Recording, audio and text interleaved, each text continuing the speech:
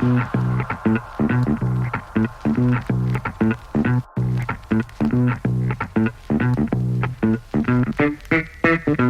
welcome to the Wired and Rewired podcast, a podcast all about the hit HBO series, The Wire. I'm Chris, and this is my 1,000th time watching The Wire. And this is Ellie. It's my first. If you're new to the force or a longtime veteran, we think you'll find something here to enjoy. Today, we are covering Season 4, Episode 1, Boys of Summer, and as always, we begin by popping a recap. In the Season 4 premiere, 4 boys... What the hell is up? Okay. 4 boys from West Baltimore, Michael, Naaman, Randy, and Dookie, play out their summer vacation in the streets as the fall school semester approaches. Having failed to capture a potentially valuable homing pigeon, the boys are stirred to action when Dookie is beaten up, and Randy concocts a retaliation plan against the rival gang. The action is slower at Bodie's corner, giving young Naaman an excuse to take off early from his quote-unquote summer job as a runner. Meanwhile, Marlo has solved the problem that baffled Stringer Bell: how to maintain discipline, read murders, without getting police attention. At the details office, Freeman and Sidnor press Perlman to issue City Hall subpoenas, while Daniel's replacement, James Asher, surveys the blueprints to his dream house. With the mayoral race heading into its final weeks, Mayor Royce and his primary challenger, Tommy Carcetti, hit decidedly different campaign trails. Carcetti's deputy campaign manager, Norman Wilson, and his campaign guru, Teresa D'Agostino, try to keep their candidate focused despite the odds. Prez preps for a new career in higher education while McNulty turns down a promotion. The episode was written by David Simon, and it was directed by Joe Chappelle, who most recently directed Middle Ground, Season 3, Episode 11. And the episode premiered on September 10th, 2006, which is almost 2 years since the finale of Season 3. So, okay. Yeah, so as we talked about that a little before, in that there was quite a little gap between Seasons 3 and 4, because Season 3 was kind of planned to be the finale. Yeah, they were thinking that was but they did have a couple of more storylines, and you picked up on it right away. Mm-hmm. So, all right, well, let us hear that epigraph, please, Ellie. Lambs to the slaughter here, said by Marcia Donnelly. Mm-hmm. That's what I thought about Ellie when we started the podcast. Uh-huh. Okay, well, no predictions, obviously. I did want to find out from you, though, because it's the beginning of the season, if you had any initial questions or if there were any initial thoughts that you wanted to share. Are you going to talk about the opening song? I was a little bit, but okay. What do you got? I'm just curious about it. I'm curious about why they changed it up so much this time. Sure, yeah. Well, in fact, let me bring up the details about that, okay? Okay. So the song itself was, hang on, there it is. Okay, this is via a interview with Borderline Productions of David Simon. In keeping with the theme of the season, we sought out voices of middle school age students from Baltimore. Rather than seek out a particular recording artist this year, we tried for the essential voice of our adolescent characters. Beyond the musical choice, I think it works emotionally. Specifically, our theme was arranged and produced by Doreen Vale, Moret Brown Clark, and J.B. Wilkins. The young voices featured are those of Ivan Ashford, Markel Steele, Cameron Brown, Tariq Al-Sabir, and Avery Bargas. The musicians are Ronald Lindsay and Thomas Croson. Mike Potter engineered the session. So they are local Baltimore singers that were on, and they were teenage sure. kids that sang on it. So, but obviously as you picked up, that this season is focused on the kids. Yep. And so they wanted a version of the song that was sung by kids. And the band name itself is called Domaje. That's how I pronounce it, Domaje. Okay. And they are featured on the Wire soundtrack, so you can listen to this specifically. But the band itself, I don't think had much of a presence. So I think this is the only thing they actually did as a collaboration together. Okay. So yeah, I mean, it was definitely a very interesting arrangement, and certainly it probably caught you off guard, I imagine. It did, yeah. So do you like it? I mean, do you feel like it? Yeah, okay. I totally do. Okay. Yeah. Other question that I have is just, I'm very curious about the young actors. So if you're going to talk about them more later, I can hold off. But I just am like, are they actual actors? Mm-hmm. Are they kids from Baltimore? Like how some of the other actors are actual people from Baltimore, different walks of life in Baltimore. So I was just kind of curious about that too.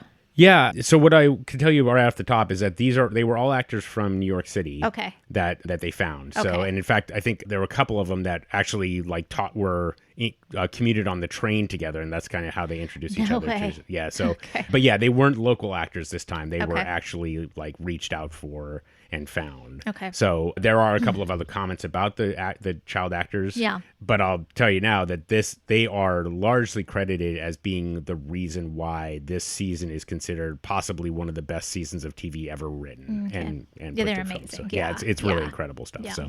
So we will call those out a little bit more as we go along. So. All right. Well, that's it for me for now then. Okay. Well, in that case, let me just double check. There is audio commentary from David Simon and Ed Burns this time. Okay. So I will be sprinkling that in a little bit. And I think that is... Yeah, I'll leave it there. Okay. So, okay, let's go. All right. Should I get started? Let's do it. Okay. Well, here's what I've got. I've got 7 different storylines, starting with Marlo's Mausoleum. I'm clever, That's aren't bad. I? I mean, not that that's news to anybody, but still, that's pretty good. Dialing for dollars. Urine Trouble. Urine Trouble. Get it? You get it? You get it? Oh, Okay. my God. All right. Just The Wiretaps. starting the season on fire. Just for you. Yeah. The appreciate it. Wiretap keeps giving. Carver makes friends. Stand and deliver. ... Sort of. And Lex Loser. Yes. You're welcome. Like the Superman? Is Yes, that what you were going for? that's Okay. what I was All going for. Excellent. Well done. Okay. All right. Well, let's start with Marlo Stanfield. Okay, we start. Oh my God, this opening scene. Wow. Snoop is walking through the hardware barn with a powerless nail gun. She's looking at new guns, complains that hers keeps running out of battery. The salesman recommends a powder-activated model, his 2 Cadillacs. Asks about how many jobs she's been doing. She says, about 5 in the last month. And, oh my gosh, this quote, I had to actually include this in here. Okay. We'll probably have this in the clips, but I seen a tiny ass 22 round nose strap N-word, plenty of days, man. Mother effers, get up in you like a pinball, rip yo ass up. Big joints though, big joints, man, just break your bones, you say, fuck it. At that rate, the cost of the powder-actuated guns justifies itself. You say power? Powder. Like gunpowder. Yeah. The DX460 is fully automatic with a 27 caliber charge. Wood, concrete, steel to steel. She'll throw a fastener into anything. And for my money, she handles recoil better than the Simpson or the P3500. Now, you understand what I mean by recoil? Yeah, the kickback. I'm with you. That's right. 27 caliber, huh? Yeah, not large ballistically, but for driving nails, it's enough. Any more than that, you'd add to the recoil. Man, shit. I seen a tiny ass 22 round nose drop a nigga plenty of days, man. Motherfuckers get up, man, you like a pinball. Whip your ass up. Big joints, though, big joints, man. Just break a bone and just say, fuck it. Yep. What the? Oh my God. I can understand about half of what that is. The salesman's eyes are just like as round as saucers at that point. Yep. Snoop pays him directly in cash for the tool. She overpays. Right. Tells him you earned that buck like a mother effer, man. And Partlo's waiting outside in the SUV. He wants to know if it'll hold the charge. And Snoop tells him it can do that and a whole lot more. Yep. Forget just nailing up boards. Yeah. Okay. Yeah, we could. Yeah, what'd she say? We can kill a couple of motherfuckers with this or whatever. Yeah. Yes. Yep. No, you just pay at the register. No, man, you go ahead and handle that for me, man. And keep the rest for your time. This is $800. So what, man? You earned that bump like a motherfucker, man. Keep that shit.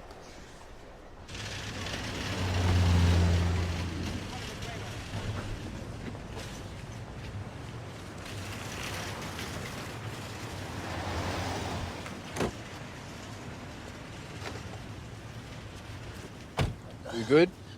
Yeah, man. Man said if you want to shoot nails, this is the Cadillac, man. He made Lexus, but he ain't know it. Hold the charge better? Man, fuck a charge. This is gunpowder activated, 27 caliber, full auto, no kickback, nail throwing mayhem, man. Shit right here is tight. Well, fuck this nail up boys. We can kill a couple motherfuckers with this right here. You laughing. I'm in school, dog. Trying to tell you. For real. Yeah. So just to continue with Snoop and Partlow and what we see with them later on in the episode, just following them through. Sure. We see them later in what appears to be like a vacant row house. There is a guy on his knees behind a sheet of plastic. He is pleading with them. Partlow says, "I got you, boss, quick and clean for the death," and then shoots him with a pistol with a silencer. You see blood splatter on the plastic, and then Snoop grabs some, I guess, quicklime, and they cover him up with a plastic sheet. And he gets nailed up in the vacant building. That is what the nail gun was all for. So this is what they're doing. They are taking bodies. We'll find out more about why people are so confused about why they can't find the bodies. They're nailing them up in these old row houses. Yep. And that's how they are not getting any police attention on what they're doing. Yep. So we mentioned this, I think, the last time, that the opening scene is a metaphor for the entire series, or sorry, for the entire season. Yeah. So the guy at the hardware barn educating Snoop on nail. So this is season's about education. Yeah. And then, but of course, the nail gun also playing a critical role in how the Marlo Stanfield organization is working. So just a very interesting What you do with your little knowledge. thing there. Yeah, exactly. So that was, and so let me share this story about Snoop because it's so good. So in the scenes where she was featured in season 3, Snoop, Felicia Pearson, I mentioned before, but I'll reiterate here, she wasn't a real actor. She wasn't a trained actor. They just found her and they wrote her into the script. It's kind of amazing. I read a little bit more in All the Pieces That Matter and how David Simon and Ed Burns they were sitting next to her. Michael K. Williams brought her on set and they're like, okay, let's write this person into the script. It's just, I mean, it's incredible how they didn't figured even it out. have a role for her. Sounds like That's sounds like they amazing. figured it out on the fly. So that part is amazing by itself. But apparently in season 3, she was allowed to basically just say what she understood the gist of the words were to be. But this season, because she's playing a bigger role, she has to do word for word. Yeah, okay. So there was a script supervisor. Her name is Claire Copperthwaite. She had her first day on the job was the same as Snoop's like season four, like I guess acting job day, whatever called it. So in any whatever they're words that people will understand hopefully. And so first of all, Claire thought that Snoop was an actress, but she couldn't understand her at all. And so she's like, are there going to be subtitles? Because I don't understand what's happening here. Oh my gosh. And so, but because of the misunderstanding that she thought that Snoop was an actress, she's talking to her, kind of in using terms and, expectations that align with that. Like, I assume you've gone through this before. Not the case. So she tries to explain to Snoop that she needed to read the script, but Snoop wasn't an actress, so she didn't get it, that it had to be word for word. So Claire goes back to David Simon and Ed Burns and asked if the gist was okay, and they were like, hell no, word for word. Okay. And Simon and Burns said to Claire, we forgot to tell you, she's real. She just got released from prison. She killed someone when she was 16. So Claire is just like terrified now. What's happening here? So in the scene where Gabanga and Snoop are in the car talking, Snoop has a microphone and she's wired, right? That's how they're getting the audio. Mm-hmm. And Claire can hear her, right? Because they're still shooting in the car, right? So she can hear what she's saying. And Snoop is still not getting the script word for word. Okay. So Claire has these headphones on. Snoop is in the car, and like between takes, Claire is walking towards the car. And Snoop says, dang, hear that girl come again, man. She frustrates me. So Claire now has heard this. Snoop said it just to Gabanga, and Claire heard this, and so Claire walks up and says, not to frustrate you, but it's really good if you could say this one line, like as it's written. Yeah. And so ultimately in this first scene, Snoop did get the kind of the direction that she was supposed to go with. And the coda to the story is that in the next episode, there's something happens. Okay. And Claire really appreciated the authenticity that Snoop brought to the part, and she said so. And after that, everything was great between the two of them. So it was just kind of funny that, and so they just became really good friends. Wow. Okay. And her comment about Snoop is that Snoop had this angelic face, but with these eyes that had seen too much in her lifetime. It was this overall kind of sadness on one side, but hope on the other, which I thought is a really great description of Snoop Pearson. So Okay, that's just amazing. Just really interesting. Yeah, And so, really cool. yeah. So with that big diatribe, I did so that it's kind of a crazy story, and I just really appreciate it. There's so much, there's so many layers to The Wire. Yeah. But just to go back to the story itself, that scene in the vacant, Yeah. I still The to this pleading. day I Yeah. hate it. Oh, It is like there are scenes where I like I don't want to sound whatever, but like I'm not sure if I would rather see the dog fighting scene or Right. this scene. Yeah. Because it's just like his plea. Yeah, I know. his begging. And it's weird just, their reaction because they're it's like they're cold but not unkind. Yeah. Which is even more unsettling. Yeah. When they're kind of like, it's okay, I got you, boss. Yeah. Yeah, it's so weird. Yeah. So anyway, I just it's a rough scene for me. So I'm glad we got past it now. Yes. We're done with it now. So yeah. For sure. Yeah. Okay, so let's move on then. Mm-hmm. Let's move into Carcetti. He's dialing for dollars. So Carcetti, we see him meeting with a former mayor over breakfast to discuss his election and what he thinks he needs in terms of numbers. Norman comes in. Norman's like one of the campaign manager types. I'm not exactly sure what his job is, but he's basically managing Carcetti where he goes and what he does. He comes in and Carcetti tells him in a moment.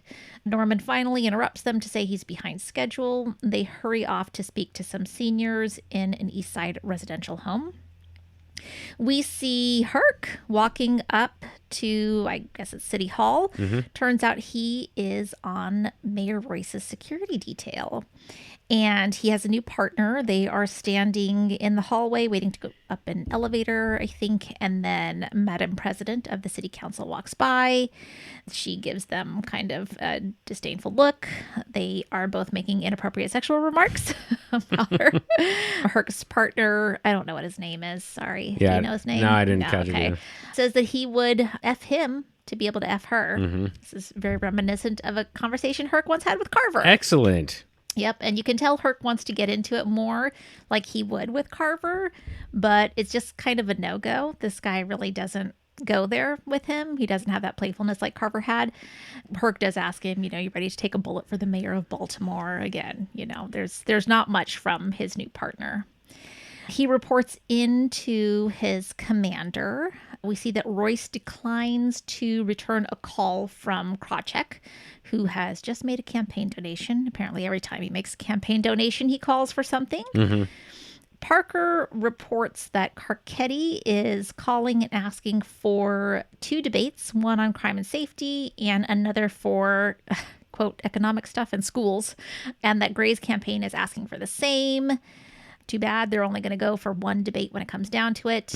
And he says that Carcetti needs to get used to life in the wilderness. Yeah. Yeah.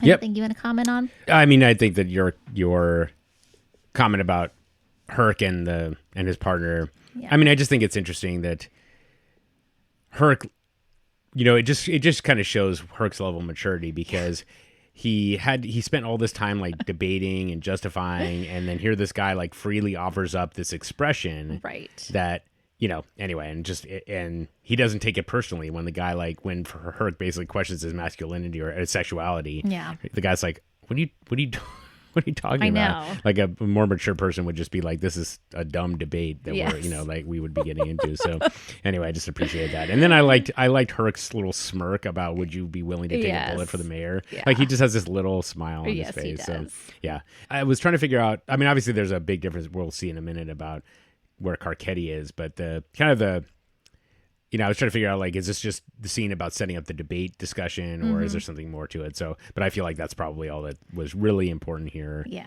Although, of course, you also have the connection of the mayor is doing nothing essentially, Right. and people are just donating to him. Exactly. And so, He's having no problems at all. exactly. Yeah. Yep. Well, cut to Carcetti, who is in the wilderness Yes, at the exactly. senior center, where people are barely listening to him. They're playing cards. They're reading the paper. They are asking him what is for lunch. Is it the Salisbury steak or is it tacos again? Oh, my heavens. And he, just kind of smiles and tries to do what he's supposed to do. Royce, on the other hand, has a speaking engagement with a lot of folks at the Harbor redevelopment site. You can see that he's got a lot of respect, a lot of supporters. As he gets ready to leave for his next stop, one of the developer guys stops him to double check about the median cut on some street. Royce says, I'll get my people on it. And Parker says, hey, he can get his median once he ponies up some more money for this campaign. So we're seeing how things work behind the scenes. Yeah. Shoot, there was something about that I forgot. Oh, no. Yeah, well, you went past the Salisbury steak, but... Oh, yeah. It is, obviously, that scene is hilarious. And, is. In the commentary, David Simon said... The Salisbury steak comment was so real, it was terrifying, which I thought was a hilarious line. But I also always appreciate, Ellie, I don't know if you do this, if you know this or not, but when you pronounce the ing ending. I know. I don't know why I do it like that. What? I say anything. Yeah, you pronounce the G. I know. I mean, it's which I find it. My Audrey does it. My daughter does it as well, and I like it. She also says chocolate. Like she makes that. She makes sure that second. And anyway, the point is that I always like those little moments where you have somebody that really like hits every syllable. Normally, I say February. Oh well, now that one. You are not, and I'm sorry, folks, nuclear. It is, if you say nuclear, that is a problem. That's so wrong. Anyway, but nevertheless, we love you all if that's how you do it. But that's not how the word is spelled. But in February, like you don't have to hit the second R that hard. But anyway, sorry. Let's get back on track. But the point is that this woman says Salisbury steak. No, I've always heard it as Salisbury. Yeah. And so anyway, I just like that. Is it the Salisbury steak? And by the way, in case I know the betting pools are active during the podcast, if you were wondering who the favorite is on the Killer Cameo, I can tell you right now, she's a candidate. Chris loves a Mima. Okay. She's somebody's Mima. Yeah. So anyway, and then I'll just the last thing about I'm forgetting the actor's name. I have to look it up. But the actor who plays Mayor Royce, my God. Yeah. When he is like waving and smiling and pointing, oh my God, I hate him. He's just so slimy. Very anyway. much so. Okay. All right. That's enough. Okay. Salisbury steak. Okay. Sally teases me all the time about pronouncing the G. Really? Yes. I don't know. I like it. Ellie, is there anything you want? You don't hit it that hard. It's okay. Anyway, so I'm gonna give Ellie a complex, and now she's gonna. It's okay. I already had it. Okay, excellent. When Carcetti returns to his campaign office, his campaign manager D'Agostino gets on his case. She doesn't like that he got behind by trying to starting out his day by getting advice from a one-time mayor. She orders him to begin making fundraising calls. He says he hates it. I mean, he just starts whining like a baby. He hates it. He hates it. He hates it. You can tell he's just really like disillusioned by this aspect of politics. He just talks a whole bunch of crap about it. He talks crap about politics and politicians and what they do, and it's hilarious to see him he's throwing a tantrum. Oh yeah, it's amazing. He wants to see his numbers. She won't let him. She says it's not complete and tells him that he needs to get 30,000 in 3 hours. So he goes off to a little side room to make his calls. And at the very least, there is a naked lady poster in there for him. He shirks his task. He plays darts in the office. He makes a call to just talk about sports to somebody. And we just see him kind of going, just doing this, not doing any of the work that he really needs to do. Finally, he makes a call. And it seems like he really easily gets $4,000 out of that guy. Yeah, sure. Asks for more. They say no. And it's a short call. It's really easy. This whole thing that he's been putting off is pretty painless in the long run. And he later gets dropped off at home and told to return at 6:30 a.m. the next day. He's not happy about that. Yeah. Shall I continue? Oh, let's see. You talked about that. Okay, so yeah, I mean, so in the Carcetti's office, the David Simon wanted to make sure to note that one of the writers in the writer's room, his name is Bill Zorzi, was a political writer. Okay. And so almost all of the political dialogue comes from him. Okay. And so this whole discussion about earning, fundraising money and so on and so forth is all the hard work of him. And apparently this kind of idea, this call room is a real thing. Okay. So it just, it sounds awful. And apparently like the sequences it really of does. this, it really resonated with the politicians that they talked to. Interesting. Both Ed Burns and David Simon said, I would die in that room. Before I Yeah, would die, yeah. like they would just, And then I just want to call out that the wallpaper in that room in particular is brutal. I didn't It's even like notice. this, like bright. It's like bright yellow with flowers on it. Okay, it that looked sounds so. pretty I bad. looked at it like it was like 70s, Like really dated. Okay. Yeah. And then on the whiteboard they had a calendar and it had Yes, like two. I said, these- it said something like "fuck days to go" Yeah. or something like that. Exactly. So, yeah, I love that little detail. So, and then I think. Oh, and then and then just the jump, the cutting between the different steps of him, like talking sports or whatever. Yeah. Just the stretch out the agony. Yes. So and I think that's it. Okay. Righty, then we shall move on. The next day, Carcetti he's just being a little pain in the butt. He doesn't want another tuna sub. He's had so many tuna subs. He is disappointed with the radio spots that Norman plays for him.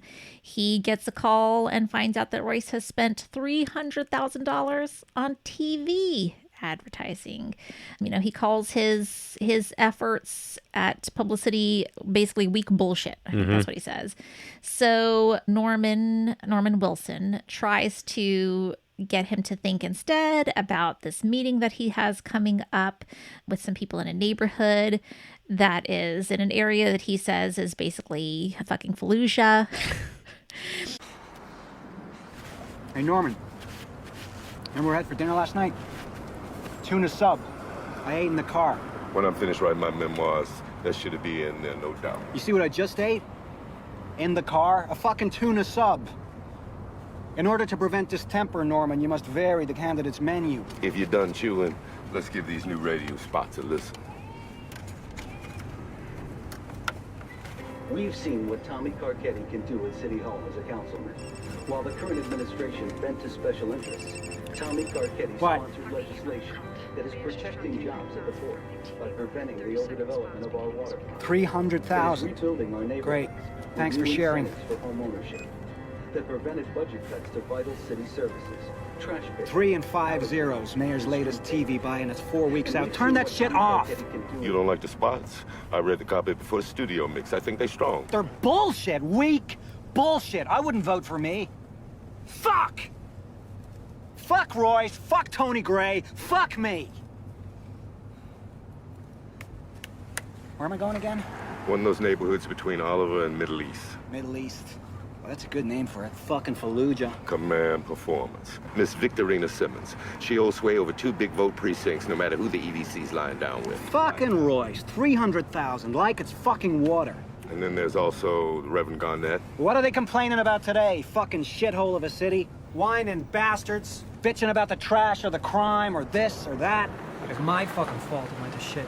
These motherfuckers. Boss. They can bite my butt ass.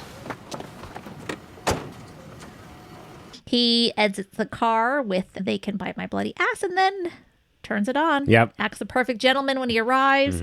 We've got Victorina Simmons and Reverend Garnett, who are both well-respected, influential people in their neighborhoods. So they show him what has been done in their neighborhood. There's damage that the drug dealers have done, which includes blocking alleyways so that the cops can't go down there and chase the drug dealers.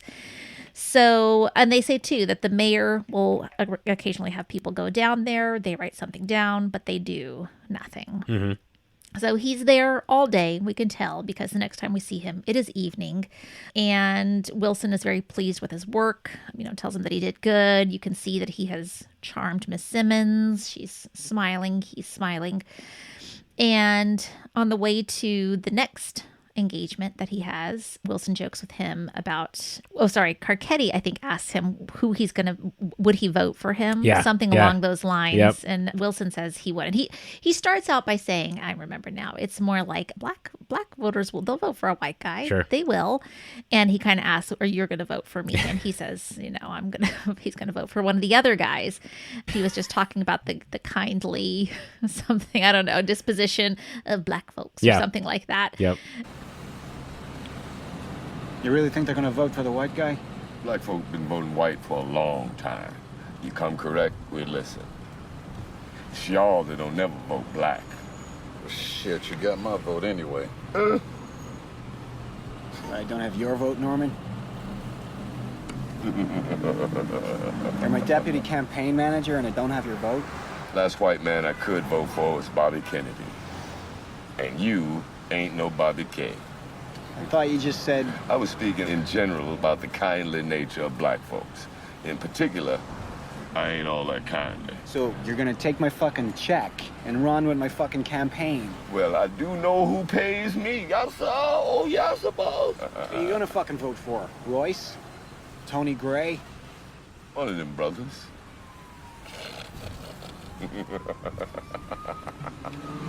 Yeah. Anyhow, Carcetti's just outside the next venue. He's making calls to try to get the alleys cleaned up in Fallujah.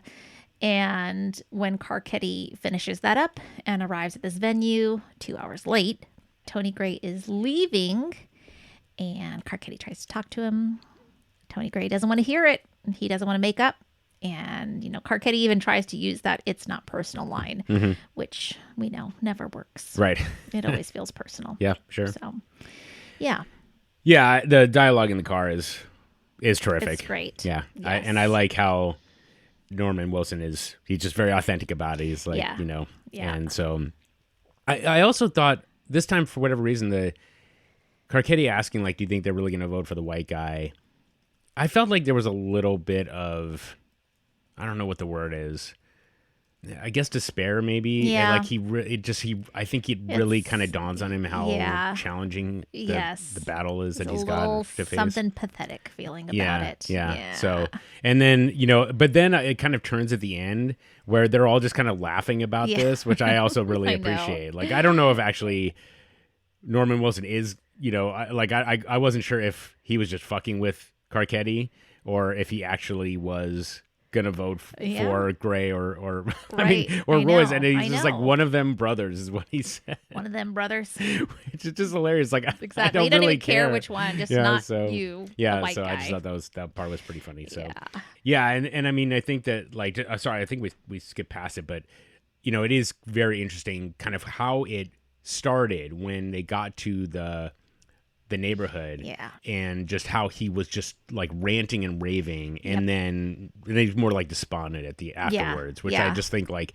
I can still do good, and they won't necessarily vote for me because I don't have the right skin color. Right. So anyway, it's just an interesting turn, and I don't know why this time it kind of hit me a little differently. So, and then the Tony Gray thing. If we mentioned this, that is a scene where we don't, if that doesn't stand on its own. Yeah. If you don't have any context, really. Exactly. I mean, I think you do understand that these guys are mad at each other, but you don't have any idea why. Right. So, which I just think is kind of interesting. But of course, they pick up right where they left off. They do. From that last scene in the finale of season 3. Yeah. So, Well, the next day, Carcetti seems to be in a better mood. He tells his wife, Jen, that he thinks there's going to be a bump in the new polling data, but there's not. Yeah. The polling data is not looking good. D'Agostino and the rest are staying positive about it, but he thinks it's a lost cause. He walks out and D'Agostino says, yeah, he knows how to read a poll. Yeah. He's right. And Carcetti's drinking. He's in a park. He is past curfew. An officer tells him he's got to get moving on. And then Carcetti basically says, hey, this is who I am. And it's a pathetic moment. And he, again, is, urged to move right along. So he's at a low point. Yeah. He's at a low point. Yeah, for sure. Apparently, the cop was the tech advisor for For the police side of things, I actually didn't catch his name, so I just thought that was funny. That Okay. They gave him a little spot there. Oh my goodness. Yeah. How interesting. Okay. Well, let's move into Urine Trouble. Let's talk about these kids. These crazy kids. With their pee-pee balloons. Yep. Okay, Bodie it looks like he's got his own crew. We find out later that he's getting drugs through Prop Joe to sell independently. He gets on the case of Namond because he didn't see a customer pulling up. He was reading a magazine instead. And next to Bodie, we have Lex, who is having problems with his baby mama, Patrice. Patrice is apparently dating Fruit. We remember he's one of Marlo's guys. And Lex tells Bodie that he's going to fill his ass with some hot ones if he does not leave Patrice alone. Bodie kind of rolls his eyes, says, do what you're going to do. Slim Charles drives up to the corner. He wants to know why Bodie has not copped his re-up from him. And Bodie says business is slow. It has been slow since we had to move from Fayette Street. We find out that they had to move from Fayette Street because that territory belongs to Marlo. And Bodie says he feels like a punk for stepping back like that. Slim says that's what we got to do because now Mayor Barksdale's gone. Bodie also warns Lex that acting against Fruit is not a good idea because he is one of Marlo's guys. They want to get retaliation. He tells him just to move on. That's the way it is. Yeah, you know, man, Patrice been together for a long time.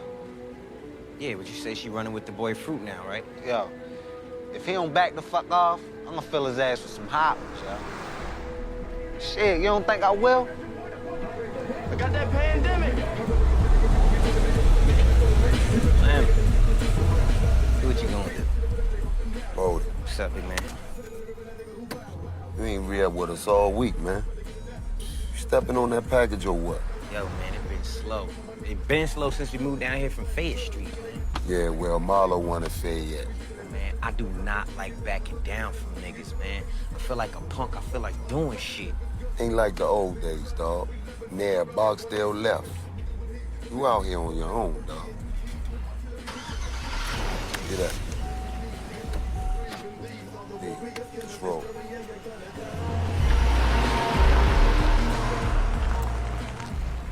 Hey, Lex, man, I'm gonna give you the truth because you need the truth. That boy Marlo got the world by the ass and Fruit, he worked for Marlo. So I'm saying, fuck that bitch.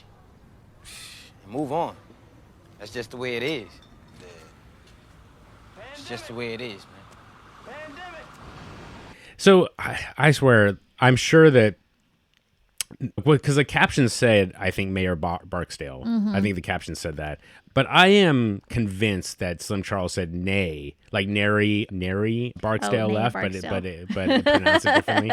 Which I don't know. I don't know why I like that delivery better. Yeah. But yeah, it is interesting also that this kind of unseen circumstance for Bodie where he was someplace and then they told him to move off and he just had to move off and Right. he doesn't have the muscle to essentially go to war with Marlo. Yeah. And so, which is just, kind of, I don't even know how you would do that. I mean, you saw what happened with the Barksdales and it just was brutal. So Exactly. yeah. So Yeah. anyway, There's no options there. yeah, pretty much. So yeah. And then, so just a note about the location.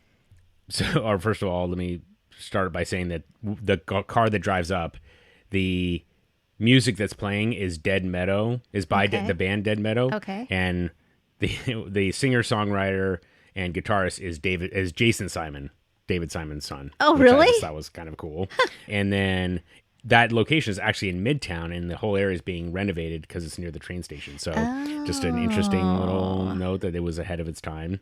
And then, I think I'll just say, I think this isn't a spoiler, but this is as much J.D. Williams season as it is the kids. Okay. So I want to lay the groundwork now because J.D. Williams, I mean, not that I have been withholding any praise for him, but this season he's just so good. Okay. This whole season. So Okay. I really recommend. I really can't speak highly enough of his performance. And then finally got that pandemic. I just thought, it's post-COVID. It's like, I know, man, when you hear that word now. I was just going to say that because the next scene, you hear it again, pandemic. And it just means something so very different now. Yeah, I mean, and it's curious because I don't know that was really, what, was it bird flu back then, I think maybe? Avian flu, that seems like that would be around then. Then that never had the worldwide spread, so just curious about that. So, or when was SARS? I can't remember. We could look it up. Yeah. Anyhow, so pandemic. Yep. Yeah. Okay. Naaman's friends, Michael and Randy, come up. They ask him to come with them to catch some fresh birds, pigeons. Mm-hmm. Naaman asks Bodie if he can leave early to go get some back to school gear. That's not what he's going to do. Right. Bodie says, why bother? You're still suspended. Jokes that he would still be in pre-K if not for social promotion. But he does allow him to leave on the condition that he will work extra hours the following day. Lex is hardly paying attention to the situation. I mean, Bodie's telling Lex that he only employs Naaman because of his pops. Mm-hmm. I do not know who his pops is. No, you do We not. don't know that yet, right? No, you do not. All right. So somebody interesting that we've probably met so far. Okay. Oh my God. I love this scene so much. First off, these boys just give me the Stand By Me vibes. Sure. I love it. But them trying to trap a bird in the old cartoon way with the box and the stick and the string is so amazing. Yep. I love it so much. Yeah. I definitely tried that when I was a kid. Oh. It never works. Oh my God. Yeah, we definitely tried that. And not for birds, but other animals. He thinks, that they might be able to catch this homing pigeon. A homing pigeon would be worth a few $100s. And Naaman is annoyed by how long this is taking. Randy says, hey, if we get it, we can sell it to Nemo, who handles Marlo's pigeon coops, which we saw season 3. Mm-hmm. Okay.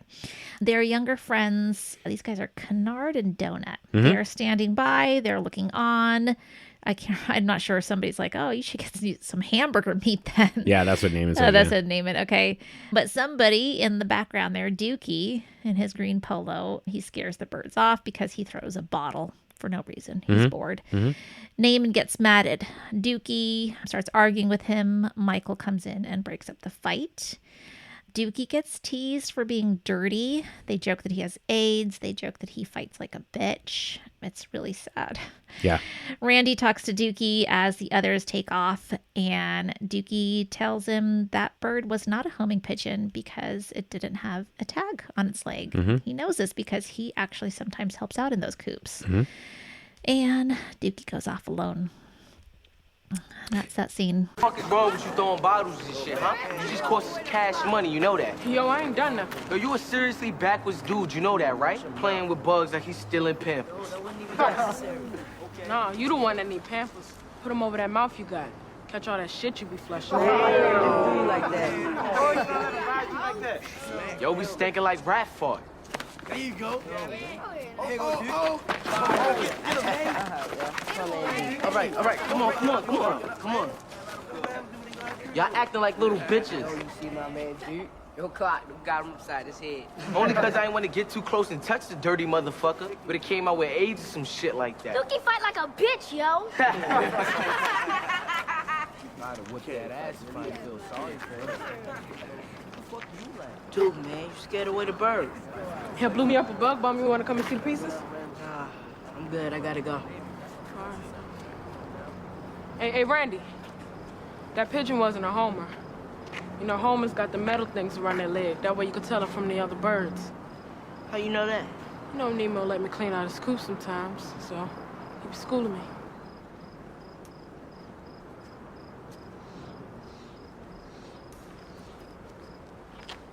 Yeah, I mean, there's quite a lot of the way that they present the individuals, and you see depth of character right away in this one scene. It's really quite something.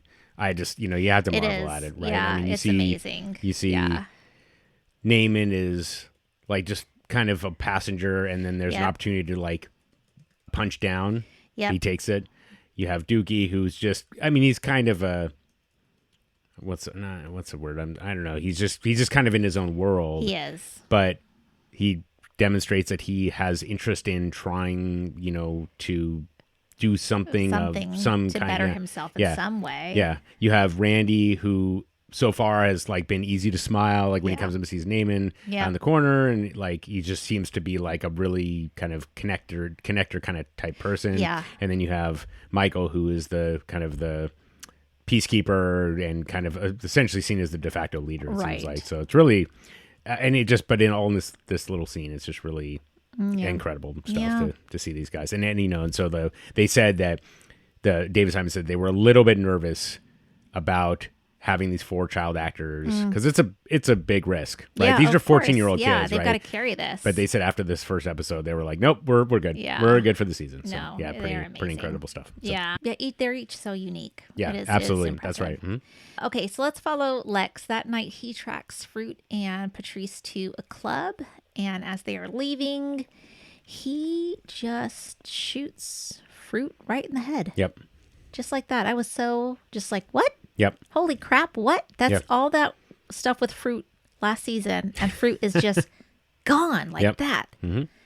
Wow. He says, what's up to Patrice. Mm-hmm. Patrice screams and gets the hell out of there. And that was that scene. Yeah. Oh my gosh. Did that scene, was that more shocking than the scene in the vacant to you? Yes. Okay. It was more startling. Sure. Yeah. Not as upsetting, but just really startling. I was just like, what? Yeah. Yeah. The fruit's gone? Like, yeah. that's it? That's it for Fruit? Holy crap. Yeah. I'm trying to, I mean, obviously they had set the standard before, you know, and I guess they weren't really the only show to do this, but, you know, with D'Angelo, right, you had, he was there for quite a long while in season 2, but, you know, you kind of expect they get to the season finale, but yeah, you know that his story's done. Yeah, but I was wondering if this is one of the first shows where they kill off a character from a previous season early on. I don't know. Yeah, it blew my mind. Yeah, so they just, but it also is one of those interesting things about the way that they did show this is that they didn't make it like super. Well, actually, like the most graphic part is Patrice and the aftermath. Patrice and Lex's face afterwards with the blood on it. So, yes. Yeah. I mean, man, it's crazy to think like Lex he plays this so well. Oh yeah, like he's it's like just psychotic. Yeah, exactly. Yeah. And he's just like standing there with blood on his face. He's like, "What's up, Patrice?" Yeah, it's crazy. Yeah. Yep. Okay, the next day, Michael and Randy are still trying to catch pigeons. Dookie comes up, and you can see that he's been beaten up.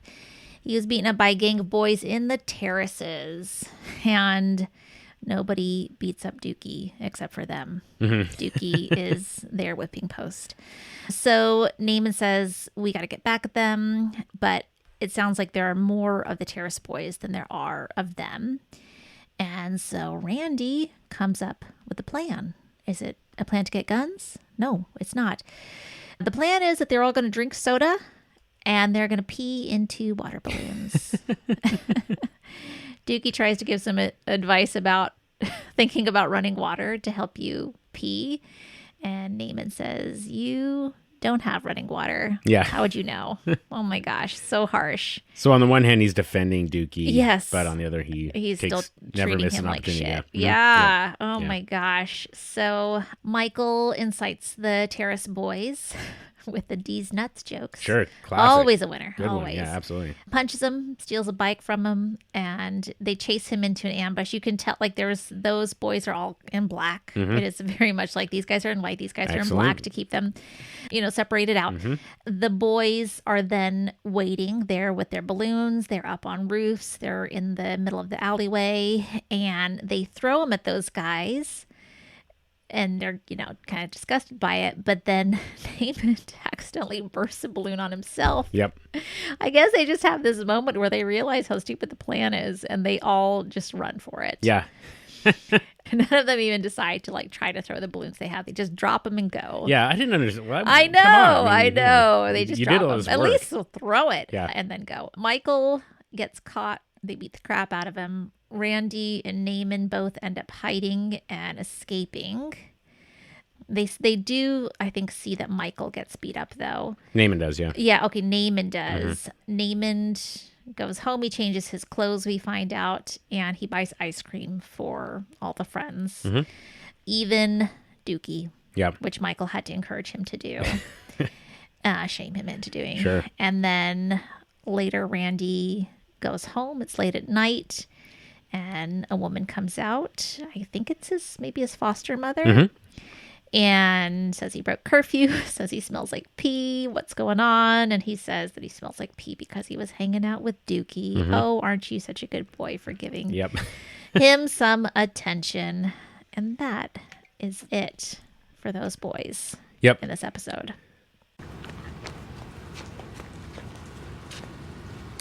Don't make me tell you again. It's 9 sharp, boy. And I'm smelling what has to be urine. What you been at, boy?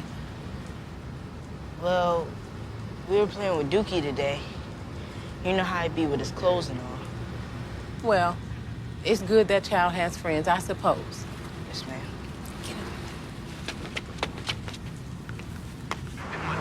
So in a probably the most egregious, I would say, what's the word? Continuity error. Miss Anna is Randy's mom. Okay. And she is the same actress as Bunk's one night stand No. from season 1. Are you serious? I kid you not. I was like, Interesting. I How did you refuse to find that believe out? this. I think it came up probably on the subreddit or something like that. So Wow. I was still kind of stunned Yeah. that happened. I mean, and I'll mention, like, in the series Deadwood, Yeah. there's an actor that plays 2 different characters, like prominent characters. Okay. And I'm like, why the hell Why would did you they do do that? that? And Yeah. this was It's not obvious. like, I was like, they're going to tell us that they're twin brothers at some point? Nope. No. Just never came up. And you're like, what the hell? This one is really like weird. a 1 episode Yeah. person and then bring back in season 4. Huh. Now, the fact is, she's terrific. Yeah. She was terrific in season 1, and Yeah. I'm glad they brought her back for season 4. I just think it's kind of a funny little thing. And it's Yeah. just one of those things where, like, it couldn't matter less who the actress is because she didn't play a, Right. It's a not dark like, scene. It's not like it's Brianna Yeah. Barksdale Yeah, or something like that. exactly. It's, so anyway, but that part was kind of interesting. And then, man, although Randy's lie about we were playing with Dookie and that's why we smell like urine, Oh, that's a God, okay. that's so harsh. Yeah, exactly. I don't like So, it. Yep. Okay. Oh, sorry. yeah, go ahead. So last thing, Michael does this hand gesture over his eye when he's riding off with the bike. Oh, It looks like an okay symbol. Okay. Okay. Well, I'll have to look it up because I Huh. don't know what that meant. Okay, I missed it. Yeah, but it's not an okay symbol, and he's like looking through his fingers when he does it. So I didn't know what Interesting. that symbolism meant. Okay. But anyway. Huh. Yeah. Okay, well, let's move on to the wiretaps that just keep giving. Okay. Freeman and Greggs are giving Perlman an update on their investigation on Marlo. Freeman's kind of bummed because even though they've got 7 of Marlo's people on the wiretaps and they're sloppy with their burner use, they don't seem to be murdering anyone. And Freeman says that they need hard targets to keep the unit going. Freeman also asked Perlman to sign off on some subpoenas for political figures that they have linked to the Barksdale organization through their asset investigation of B&B Enterprises and Stringer's apartment.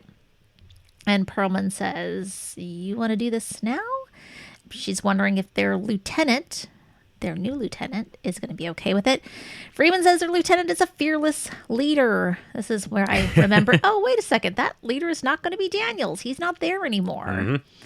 Massey and Sidner have a little argument over Massey's coupons getting taken up in the paper pile given to Perlman. Perlman's concerned that the drug money subpoenas are coming 4 weeks before the election. Lester plays stupid very effectively. Yeah. Oh, Yeah, really? yeah. I didn't know that. So great. Yes. All this is from the Barksdale money trail. We've been running down all the paper we pulled out of Stringer's apartment and the B&B office downtown. I miss Prez, man. I do. I hear you. The truth is, those guys have money going everywhere.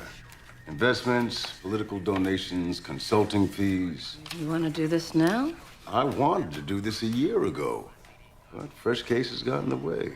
And your lieutenant's gonna okay this kind of paper? Our lieutenant has a fearless heart.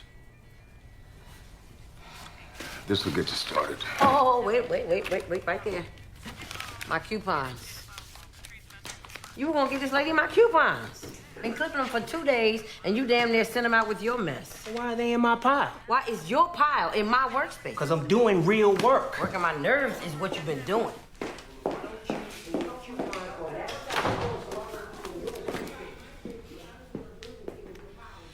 4 weeks before the Baltimore City primary, you hand me a stack of drug money subpoenas that hit 12 key political figures. There's an election? Who's running? Let me just hang on. Where is this? This is way back. So I gotta. Yeah, there we go. this is very close to the beginning of the episode. Yeah. So this is just an interesting. The way they lay this out, just the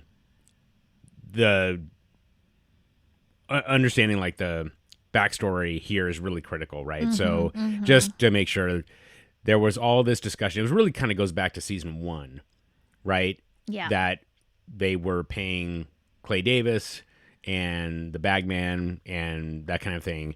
And so that was part of the investigation then. And when they started up the Barksdale investigation in season 3, it was focused a lot on the bodies, but it didn't stop there.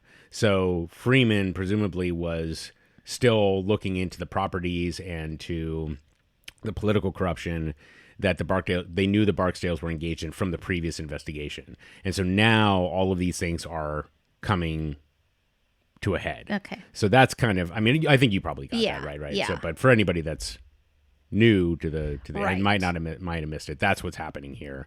And so Perlman sees the risk politically. Right. Whereas Freeman, there's an this. election who's running. Yeah. Just, who's that's running. what a great line. Yeah. Who's running? So, and then I just want to call out, I forget the name of the actor who plays Sidner, but he does some great eye acting. Oh, in this one. yes. He like gives that when he's His like our annoyance. our Oh my lieutenant God. has a fearless heart, Oh, and yes. like Sidner looks at Freeman, and then he Yeah. looks over at Massey when she's getting her coupons. Yeah. Good stuff. Yeah. Greggs goes into the new lieutenant's office. I think his name is Asher. Yep. Okay. Gives him a list of papers that needs signing. She has slipped in one that is a memo for a subpoena, and she distracts him as he signs by asking him about the construction of his beautiful beach house. What? Why are you I looking at me never like got that. Oh. I did not realize that she That's distracted a distraction. Yeah, she doesn't care about the beach house. No, I know, but Yeah. I mean, I guess I knew that she was just like kind of, puffing him up a little bit, but I think did she's not just realize like, that it was. his Oh man, focus is not that's on the great. papers. Yeah. So I just got to mention this Yes. here that David Simon said they wanted to honor guys who built houses while they should be working, and he mentions it must have been. I think it's one of the writers. I think he credits Richard Price. He says God is not a second-rate novelist, so meaning that they took this from real life, and so they just wanted to honor those guys. So Okay. and he did want to take credit that no show has emphasized the paperwork more than The Wire. No, so got to for really sure. appreciate it. Yes, and I do love that Greg says that it's cake. Yes, getting it done. very nice. Cake. Good job, hey, Ellie. You were on at this episode. Good job. Trying. Okay, Massey calls in Freeman, and the two of them catch discussion of Fruit's murder on the wiretaps, on Marlo's wiretaps. Caroline says Fruit has not used his phone in 2 hours. Concerning.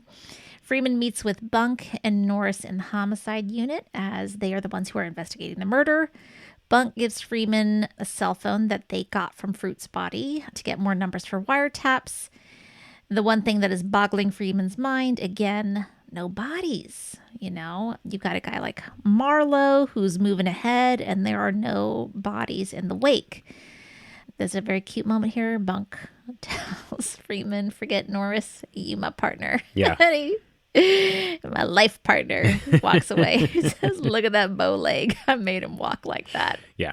I laughed so hard. Oh, Bunk, you cutie. You're just so dirty. To the left temple. Close range and a lot full of club trash, but of course nobody sees a thing. We hear your shooter goes by Lex. Lex. We were up on your victim's cell phone, too.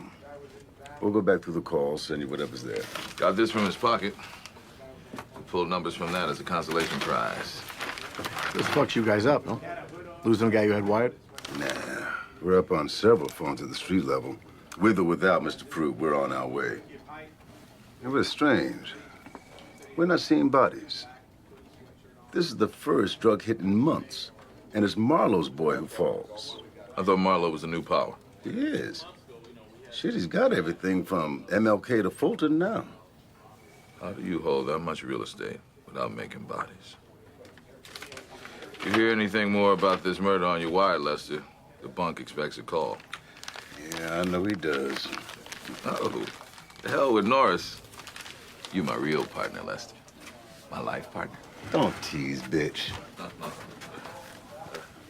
Look at that bow-legged motherfucker. I made him walk like that.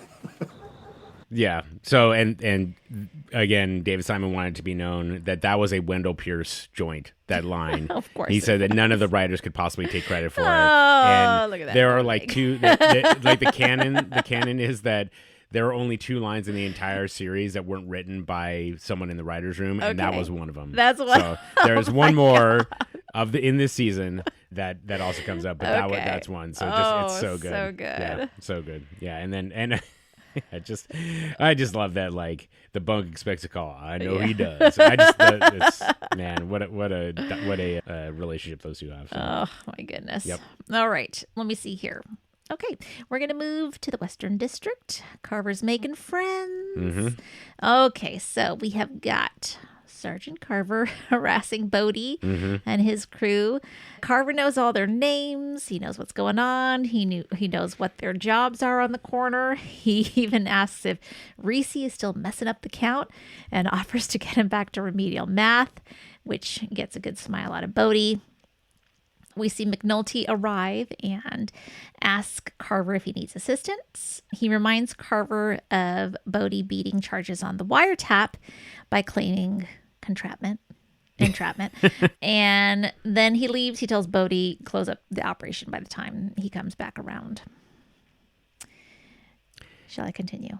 Well, there's, and then What did I then miss? Carver leaves. Oh, yes, sorry. Yes, Bodie bids them adieu. Right.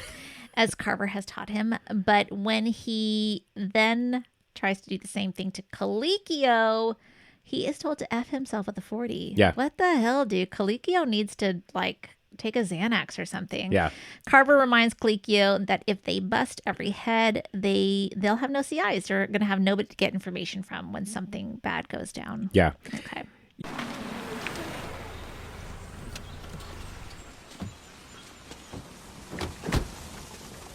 Where's the love, Bodie? Where's the motherfucking love? I go back so far with this kid, I was chasing him through juvie. But does any of that matter when we roll up here? I get so much as a wave, a nod, a smile. Nothing? How about just hello? Hello. See? That wasn't so hard, was it? Lex, my man, how's your day going? Not to criticize or anything, but I think you missed a spot there. Little Kevin, how's it hanging? Reese, you look like someone just shot your dog. You all right, man? You okay? Reese still messing up the count? You hear what he said? Yo, dog. You send him up to Lamel next month, I'll make sure Miss Davis puts him in remedial math and we'll have done some good here today. Fucking guy, man.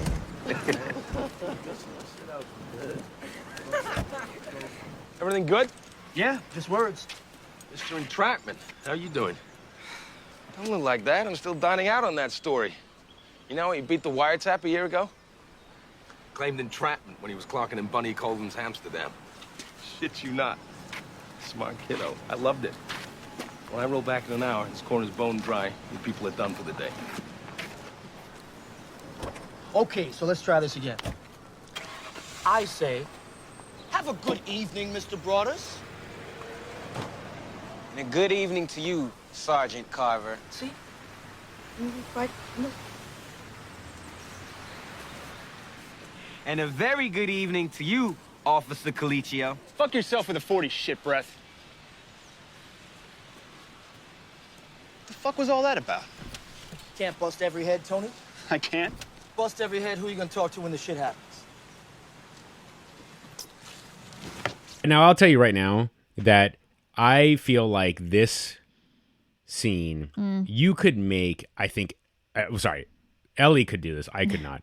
An entire TV show based simply on this kind of dynamic. Yeah. Because, so what the guys, Ed Burns and David Simon, were talking about, they were saying this is the dynamic between the thinking cop and the thinking corner guy. Yeah. Right? So, you know, obviously what you see right away is that Carver knows everybody's name, which I think weirdly is really important because you can't just call somebody a yo or, Right. you know, you refer to them by name, and Right. you take that a little bit of that mask off, that you can't just hide behind, you have this street name certainly, but it, by seeing somebody and recognizing who they are as like what they're called by, I Yeah. feel like is really, it makes a connection Sure. whether they want to or not. And he does it in a way that, so it sounds a little bit mocking, but I think he's just Yeah. fucking with him, I right? think so too, In a yeah. way that it doesn't seem mean-spirited. Playful. Yeah, exactly. And exactly. And so like then you have Colicchio, and Ed Burns was talking about how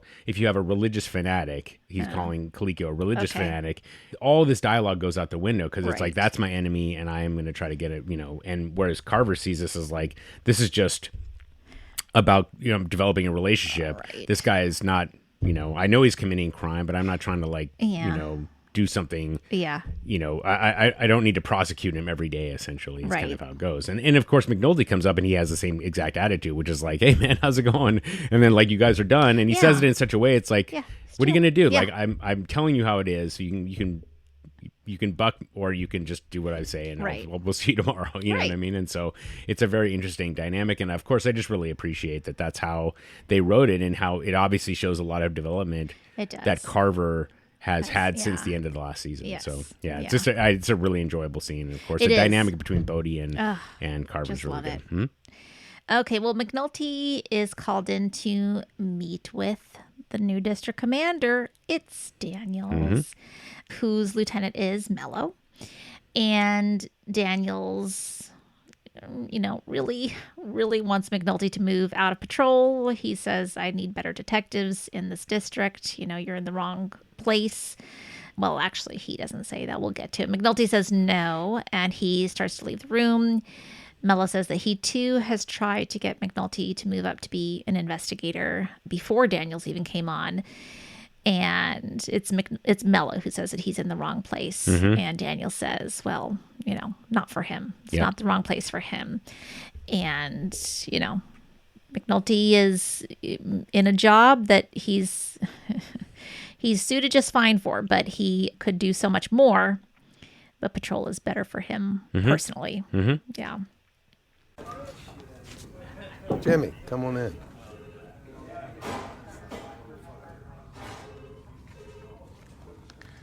I know I offered when I first came over here. And I know your answer then, but I'm still asking. Can I get you out of a radio car? No, thank you, Major. McNulty, I'm short 2 men in ops, and my follow-up squad could make a case to save its life. You're too damn good to be humping calls. Thanks for the offer, though.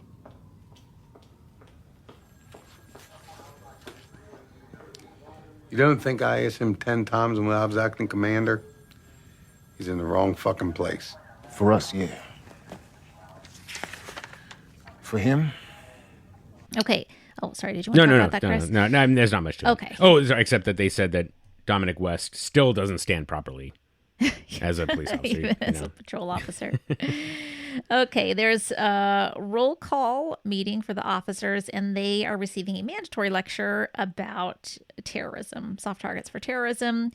Carver and Truck and Santangelo are all just like, they're bored. They think that it's a waste of time. They don't think that this information is very useful for them.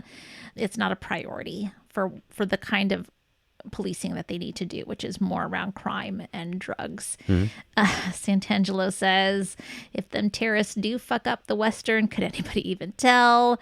Everybody laughs. Carver makes a joke about if they had blown up something like a chicken joint, then they would most likely be robbed of their camels and robes by a local stick-up crew. Mello has to get in there and get everybody to behave again. It's really funny. Yeah. I love it.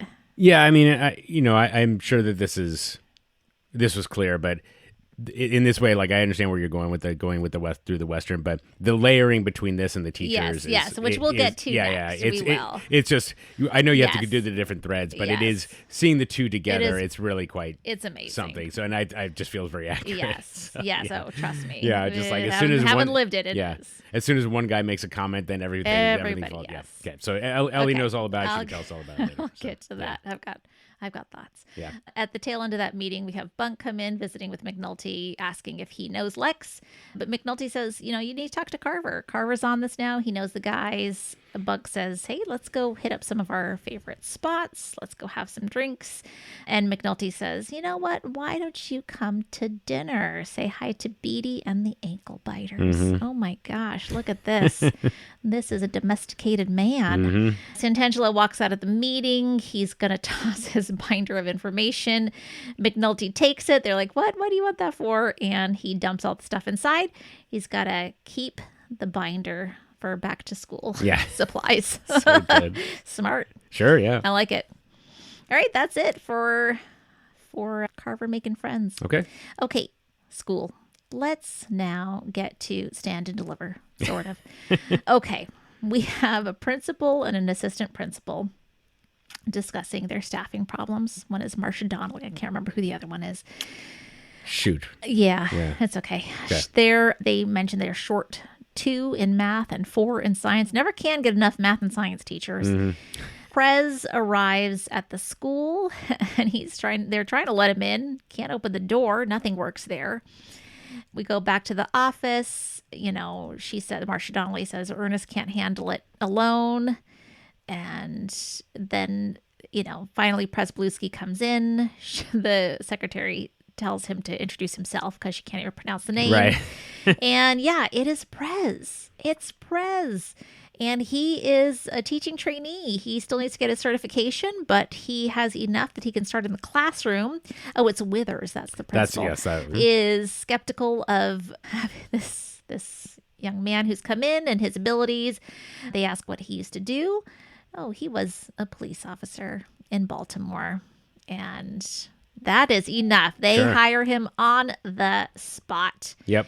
And, the way they look at him is just, I love it. Yeah. They introduce themselves. They're just like, oh yeah, we got one. Let's do this. We need this so bad. Great scene. Yeah. Oh, go ahead. Just sorry, were you done? No, oh. I am done. I have nothing else to mention. No, on just that scene. So the one thing to mention is that there was some discussion that Prez is mirroring Ed Burns' arc, but that's not. Ed Burns says this is not really true. It's his experience was different. And then the actor who plays assistant principal Donnelly, her name is Tootsie Duvall. Which, I mean, what a great name. Okay. And she has the most authentic Baltimore accent David Simon's ever heard. So just it's really, amazing. really good. And then, of course, I love that. Great. Her comment, like, we'll let him in before something changes his mind. It's so good. Yeah, it is good. And then, of course, like, lambs to the slaughter. I mean, at the same time, we need you here, but we also almost like we need like bodies to take up space. And even though you're going to get killed. Just so supervision. Yeah, exactly. So anyway. And then, you'll get to that a little bit later. So, yeah, it's just kind of, I was curious to know from your perspective about, you saw Prez walk in. Yeah. You didn't have any idea that was who he was at the thing. And then, it sounds like, or did you know that was him at the door? I know. I could tell that you was recognized him as at the door. Okay. Yeah, so what was your reaction in seeing him? I mean, for me, and I'll talk about this at the very end, but it's a connection to... Well, let me go through the whole thing and I can talk about it a little bit. Okay. All right. So let me see. Where am I? Oh, yeah. Prez. Okay. So they're having a teacher in service. This is before the school year starts. I've done so many of these for my teaching days. And you go in there and somebody talks to you about how to teach. And you're like, oh my God, I've done this so many times. Tell me something I don't know. Yep. So it's new to him. He's taking notes. He's paying attention. This is all about giving students praise and self-belief. They have this IALAC. Repeat it. I am lovable and capable. And as you mentioned, Chris, this goes back and forth with the seminar on terrorism that is also not very well respected. You can just see the teachers are just like, give me an effing break. Absolutely. And so we have that happening. And finally, one teacher just says, what do you think I should do? What does the lesson plan tell me to do when a student vandalizes the classroom? And another pops up, what am I supposed to do when they throw a textbook through the window? And it just goes off from there. And it's not like at least the police seminar, they were joking and making, laughter. Here, you can tell there's like an angry vibe. Absolutely. This is ridiculous what we're being asked to do, teaching under these conditions. They are worked up, and Prez is just kind of watching it all. He's taking it all in. And later, he is taken into his new classroom, which is a complete mess. Desks all over the place, upside down, paper torn off of bulletin boards. But he seems kind of excited about this prospect. And he says, "This is me." And she says, "This is you." And it just beautifully comes off of what, he said, his final words in the previous season. He says in that season, the quote is, "Failure to properly identify myself as a police officer sounds like what I was guilty of most of my career, actually. I'm not sure I was supposed to be a police. Not really." And then Lester says, "What were you supposed to be, huh?" And then it hangs off there. And this is me. This is me. I'm a teacher. So I loved it. I think that it's such a great, I'm excited to see him struggle with this, but also like that he is giving back in this way after what he has done to, he's hurt the community because he hurt a boy, he blinded a boy, he killed a black police officer. So this is, his contrition. Yep. And I'm very excited for this. I'm not speechless because that is an impossibility, but that is an incredible connection. I just remember that line. Yeah. Like, what were you supposed to be? Yeah. And just hanging it there. But, so yeah, exactly. Yeah. Like this is me. This is me. Yeah. So that is really terrific. So good. Yeah. And I like Miss Donnelly's. Yeah. Her, like, I don't know, like, not only this is you, but also just the way she looks at him. And I just feel like there's a real, like, I don't know, it like she has hope for him, I guess. And so, and I don't know. So this is it's making me a little emotional. So it's good. Really, it's incredible good. job, Yeah, Ellie. So no, this is, this very season, excited. ladies and gentlemen, is going to be Ellie's season. So I'm excited. This is my season. You have guys. you have to have rubber bands there to snap at me when I'm talking too much. So just terrific stuff, Ellie. Really good. So have you had a classroom like that where you came in and it looked a mess like that? Oh, or? Never that much out of control. Okay. But my first teaching job was after a very beloved teacher who had been there for 30 years had retired. And you can tell she didn't really care in the last year. The kids got away with so much. Interesting. And then I came into that classroom and, half of them had her because it was a split 7th, 8th. And oh my God, for my first year, all the behavior management I had to do to get those guys, reined in. It was tough. Okay. It was tough. Yeah. Anybody throw a pencil sharpener at your head? No. I did once So you throw listen- a pencil near a child's head. That's Really? a whole nother story, though. Okay. We'll get into that for another next day. time. Okay. Yes. All right. Okay, let's get to Lex Loser. Lex Loser. Lex Loser. Okay, so Dun, dun, dun, dun, dun. after Fruit's murder, Marlo meets up with his guys, Partlow and the other two. There are two there, Monk and Tote, and some others. Partlow lets Marlo know that this happened because Fruit was with a woman that Lex felt belonged to him. Yeah. Okay, women don't belong to nobody, but still. All right, Monk wants to kill all of Lex's crew as a result of this, but Marlo... No, Tote. Oh, sorry. Yeah. Tote wants to kill all of Lex's crew, Mhm. but Marlo listens to Partlow. He says that Lex was acting alone and says that he alone must die. Who the fuck is Lex? Don Trejo's cousin. Used to be with Quintel's people. He work at some corner over Hilltop now. He ain't more connected than that. And he coming in one of mine. Wasn't about no business. Pussy, man. Your Fruit was into something that Lex thought was his own.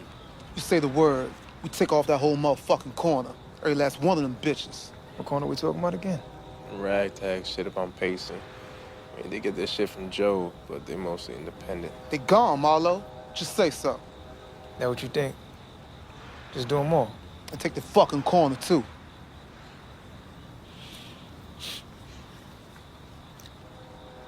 What I want was some off-brand hilltop corner.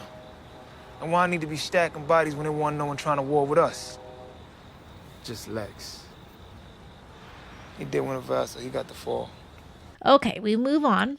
Sorry, I was wondering, like, if it feels like there's a little bit of a parallel between Marlo and Partlow and Tote and Carver and Coligio. Oh, I just thought that was like, you know, Marlo was like, "That's what you think I should do?" Yeah, and they're like, "Why would I do that?" And, I know it is. It is know. interesting to me too how much Marlo looks to Partlow for his constant reassurance that that's the right thing to do. It's like, who's really in charge here? So yeah. Okay, we've got little Kevin visiting Randy or coming to Randy and telling him to deliver a message to Lex. And the message is that Lex needs to meet some girl up the way. It's going to be behind the playground. And so he does it. And then when he goes, Lex meets up with Snoop and Partlow, who have been waiting for him. Yeah.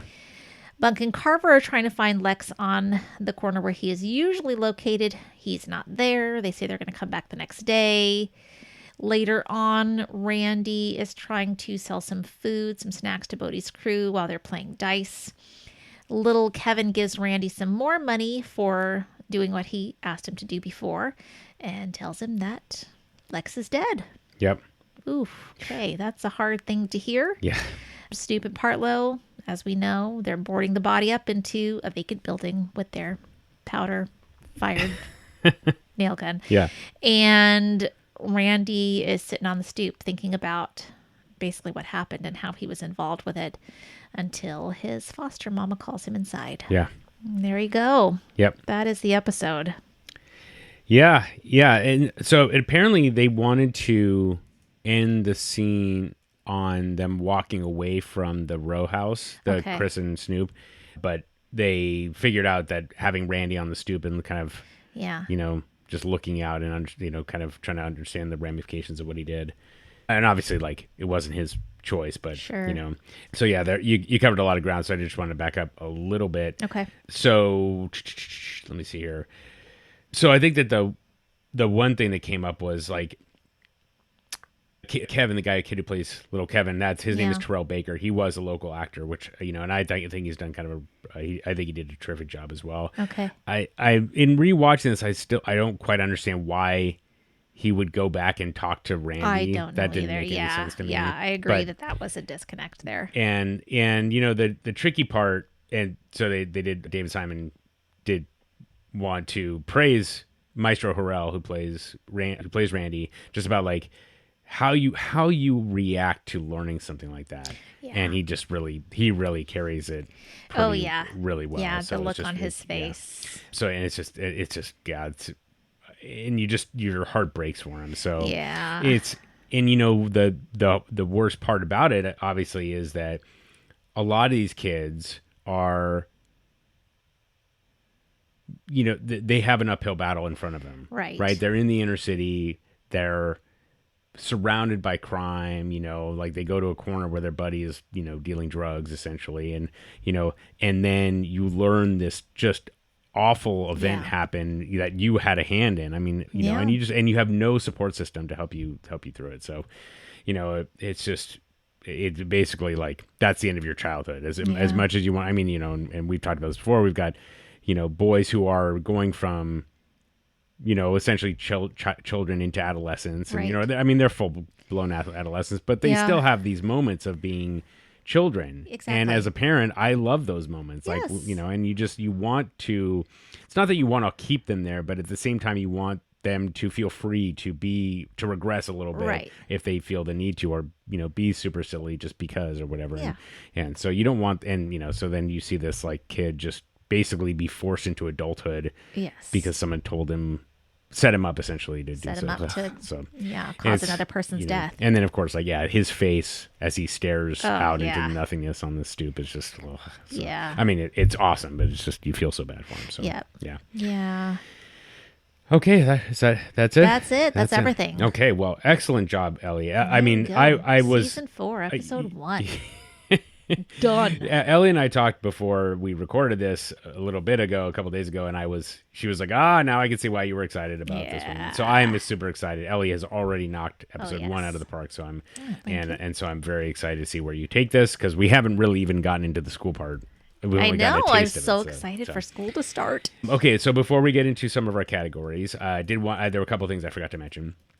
So the mayor that Tommy Carcetti was meeting with, was based off of not a real mayor, but was based off of a real mayor, Tommy D'Alessandro, who was mayor during the riots in 1968, which I actually I'm not sure what the context of that was. That's right. There's a comment later by D'Agostino that Agnew won on the riots of 60 or exactly. something like that. Yeah, exactly right. So, yep. And so that was his. So that's who they were trying to honor him a little bit. And then, so the kids acting, they were already, as I mentioned, trained actors, but Robert Chu, who plays Prop Joe, spent a lot of time with the boys to help bring them along. So in as much as the boys should rightly get credit for how good this season is, Robert Chu was in the wings kind of helping them along, and I think that that's amazing. It's great that he was there, and I love the fact that he's closely associated with the success of the season as well. This couldn't matter less, but Bodie, Carver says something to Bodie. He's like, do you want any help? Or, he was like, can I help you get Reese into, some school? I think it was probably high school. And can I help you? If you want, I can help you with that. And Bodie spits on the ground. It's again, like it's just a the spitting. Oh and my then, God. Apparently when Chris and Snoop are in the vacants, they should be wearing gloves, but when they started the scene, they weren't, so they had to keep it off. So that's a little bit of a continuity error. Otherwise I would have gotten that right. And then the last thing about, I didn't have a chance to mention already. So Ed Burns said that teaching middle school was the toughest job he'd ever had, but it was also the most gratifying, even though they were the hardest years for him.